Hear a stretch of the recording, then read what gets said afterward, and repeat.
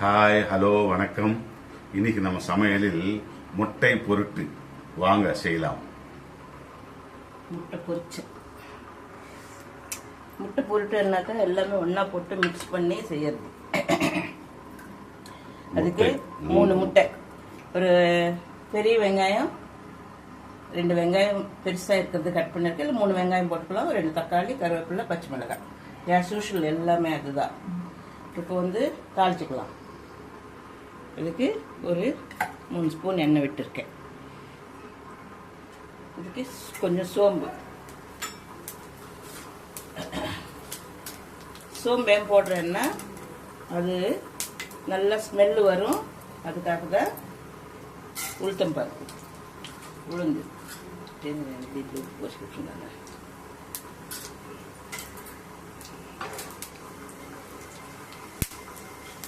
இதுக்கு பச்சை மிளகாய் சேர்த்துக்கலாம். ப்ரௌன் கலராக வந்துடுச்சு. இப்போ ஒரு 3 பச்சை மிளகாய் கட் பண்ணிட்டேன் போதும்.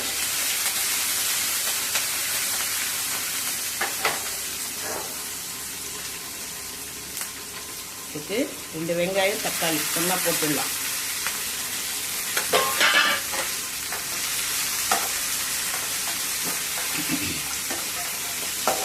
இது நேரம் வதங்கணும். வெங்காயம் தக்காளி இல்லாத பதார்த்தம் இல்லை. எல்லாத்துக்கும் வெங்காயம் தக்காளி. அதனால தான் அந்த ரெண்டுமே விலை அதிகமாக இருக்குது. இப்போதான் சீசனில் விலை கம்மியாக இருக்குது.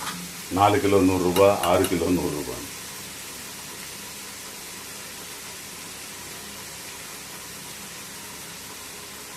மஞ்சத்தூள்,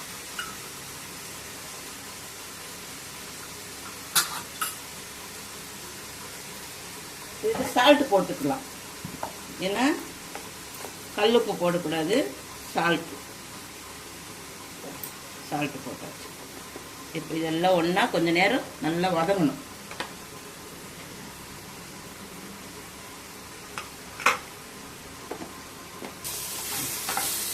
பார்த்தீங்களா, வெங்காயம் தக்காளி நல்லா வதங்கி போச்சு.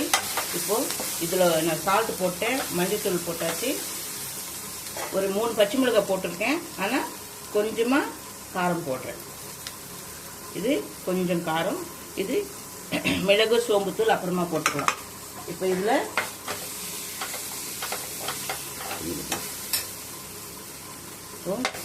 இதுக்கு தண்ணி தேவையில்லை. ஏன்னா பொடியாக நறுக்கியிருக்கேன் வெங்காயம், அதனால வந்து தண்ணி வந்து தேவையில்லை. கொஞ்சம் பெருசாக நீங்கள் கட் பண்ணியிருந்தீங்கன்னா ஒரு கொஞ்சம் தண்ணி அப்படி போட்டுக்கலாம். இப்போ வந்து நம்ம முட்டை உடைச்சி, முட்டை நல்லா கழுவி வச்சுருக்கேன். நீங்களும் கழுவி வச்சுக்கோங்க. முட்டை கடையில் இந்த வாயினை வந்து நான் நல்லா கழுவிட்டேன்.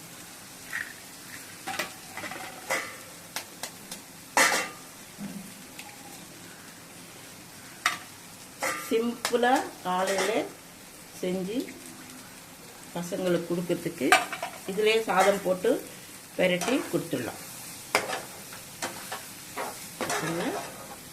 இப்படி கிளறிட்டு ஒரு கொஞ்ச நேரம் மூடி வச்சிடலாம்.